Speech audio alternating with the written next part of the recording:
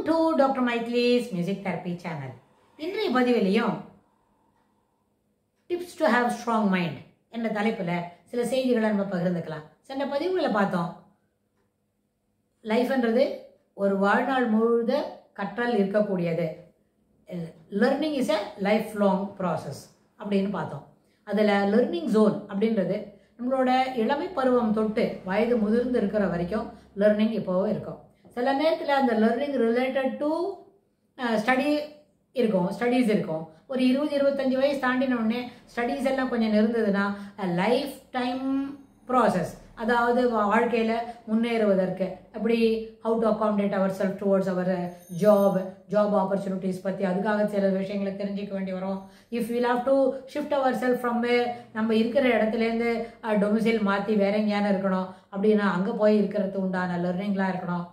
அதுக்கப்புறம் இது எல்லாத்தையும் தாண்டிதுன்னு சொன்னால் ஹவு டு ஏர்ன் மணி இருக்கணும், ஹவு டு சேவ் மணி இருக்கணும். ஸோ அது மாதிரி இட் இஸ் எ லைஃப் லாங்காக அந்த கற்றல் என்கிற ஜெர்னி, அந்த பயணம் தொடர்ந்து வாழ்க்கை முழுவதும் நடந்து கொண்டே இருக்கும். சில நேரத்தில் ரொம்ப இனிமையானதாக இருக்கும், டஃப் டைம் இருக்கும். சில சமயத்தில் ரொம்ப மனம் உவந்து அந்த கற்றல் நடக்கும். சில சமயத்தில் மனம் உகக்காமல் என்ன இருக்கும், ஒரு விருப்பம் ரொம்ப குறைவாக இருக்கும். அதில் கற்றல் கண்டிப்பாக நடக்குமா இருக்கும். அந்த அடிப்படையில் பார்க்கும்பொழுது எந்த கற்றல் நிகழ்ந்தாலும் அதை நம்ம என்ன செய்யணும், அதை அகாமடேட் பண்ணிக்கணும். ஏன்னு சொன்னால் எதுவும் நம்மளுக்கு வேண்டாதது அப்படின்ற ஒரு விஷயமே இல்லை. எதுவுமே தேவையானது தான் இருக்கும். அதில் தேவையானது, அதில் விருப்பம் உள்ளது, விருப்பம் இல்லாதது, விருப்பம் உள்ளது, விருப்பம் குறைவானது, அப்படிதான் இருக்கும். விருப்பம் இல்லாதது, தேவையில்லாதது அப்படின்ற வார்த்தை ஒரு 25 வயசுக்கு அப்புறம் எந்த மனிதனுக்கும் இல்லை. எப்போவுமே எல்லாமே தேவையானது தான். தேவையானதில் விருப்பம் அதிகமாக இருக்கும், விருப்பம் குறைவாக இருக்கும், அவ்வளோதான் இருக்கும். அதே மாதிரி சில விஷயங்களில் நம்மளுடைய சில செய்திகளில் மனம் ஈடுபடும் பொழுது, அந்த விருப்பப்பட்டு ஈடுபடும் பொழுது ஃபுல் ஃப்ளெஜ்டாக நம்ம அதில் வேலை செய்ய முடியும். விருப்பம் குறைவாக இருக்கும் பொழுது ஜஸ்ட் லைக் தட் நம்ம அதில் வேலை செய்ய முடியும். ஸோ இதில் என்ன நடக்கும், what will happen to our learning அப்படின்னு கேட்டால், விருப்பம் குறைவாக இருக்கும் பொழுது கிடைக்கக்கூடிய கற்றல் குறைபாடுடையதாகவே இருக்கும்.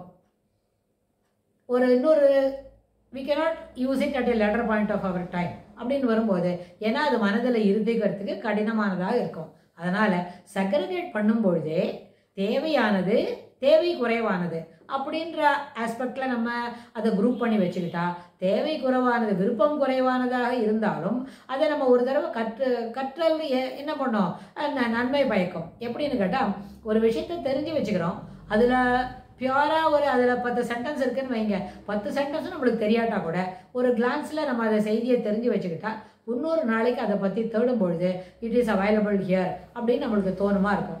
சில நேரத்தில் அது விருப்பம் குறைவாக இருக்குன்னா நிறைய பேர் நம்மள என்ன பண்ணுவோம்னு கேட்டால் அதை பற்றி மனசில் வாங்கவே மாட்டோம், சும்மா அதை போட்டு வச்சுருவோம், வில் டம்ப் இட். அந்த டம்ப் பண்ணும்போது அந்த செய்திகள் நம்ம மனதில் பதிவதற்கு வாய்ப்பில்லை. அதனால் மறுபடியும் ரீடூ பண்ண வேண்டி வரும். That actions ought to be redo it again. Then only we can find it whether it is required or not அப்படின்னு நம்மளுக்கு அப்போ தெரிய வரும். ஸோ இந்த அடிப்படையில் விருப்பம் உள்ளது, விருப்பம் குறைவானது, விருப்பம் அதிகமானது வேண்டாம், விருப்பம் உள்ளது, விருப்பம் உள்ள செய்திகளை நம்ம என்ன பண்ணோம், மீண்டும் மீண்டும் தொடர்ந்து அடிக்கடி என்ன எப்படிலாம் அதுக்கு கொடுக்கலாமோ அந்த ஆஸ்பெக்டில் those things we will learn again and again. We will brush it as again and again. திருப்பி ப்ரஷ் பண்ணுவோம், திருப்பி பண்ணுவோம், ரீடு பண்ணுவோம், எல்லாத்தையும் பண்ணுவோம், முடிவாக இருக்கும். ஆனால் விருப்பம் குறைவாக இருக்கிற செய்திகளை நம்ம என்ன பண்ண மாட்டோம், ஒரு தடவை பார்த்து அப்படியே ஒரு பாக்ஸில் போட்டு வச்சா we don't touch it again. இதுக்கு என்ன காரணம்னு கேட்டால், இன்னைக்கு ப்ரெசென்ட் சினாரியோவில் நிறைய ஸ்டூடெண்ட்ஸ் அப்படி தான் இருக்கிறாங்க. அவங்க பாடத்தை மட்டும் படிச்சுக்கிறாங்க, பாக்கி நிறைய விஷயங்களில் அவங்க கவனம் செலுத்துறதே இல்லை. அதனால் ஒரு 25 வயசு தாண்டி சோஷியல் இன்ட்ராக்ஷன்ஸ்க்கு அவங்க பெரிய அளவில் வரும்பொழுது நிறைய விஷயங்கள் அவங்களுக்கு தெரியாமையே இருக்குது. ஹவு டு மேக் இட் அது அவங்களுக்கு துளி கூட தெரியல. ஸோ அந்த அடிப்படையில் ஒரு செய்தியும் நம்ம பார்க்கும்பொழுது எல்லா நேரமும் அதுக்கு என்ன இருக்கணும், ஒரு ஈடுபாடோட அந்த விஷயங்களை நம்ம உள் வாங்கணும். We should accommodate those things even though we are not at all, it is not required for the இன்னைக்கு ப்ரெசென்ட் டே டு டே ரொட்டீனில் அது தேவையில்லாத இருந்தாலும் அது என்ன சரியான செய்தி தான். அது ஆனால் நம்மளுக்கு ஓணும் அப்படின்னா இன்றைய தேவையில்லை, இந்த மாலை நேரத்துக்கு அது தேவையில்லை என்றாலும் அந்த வகுப்பை நம்ம அட்டன் பண்ணணும். அந்த வகுப்பிலே சென்று கவனித்து செய்திகளை சேகரித்து வைத்துக்கொள்ள வேண்டும். இது என்ன ஆகும்னு கேட்டால் அடுத்த ஸ்டேஜில் அது இன்னொரு நாளைக்கு அது பயனுள்ளதாக அமையும். இப்பொழுதே நம்மளுக்கு விருப்பம் இருக்கிற கண்டிஷனில் அது எல்லாவற்றையும் தெரிந்து கொண்டு வைத்து கொண்டால் இன்னும் கூட அது பயனுள்ளதாக அமையும்.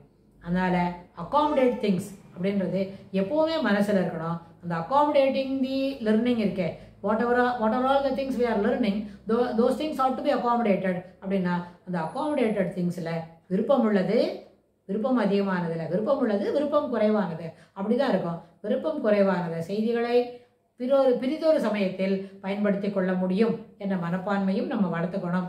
அப்படின்னு சொன்னால் learning takes place entire life.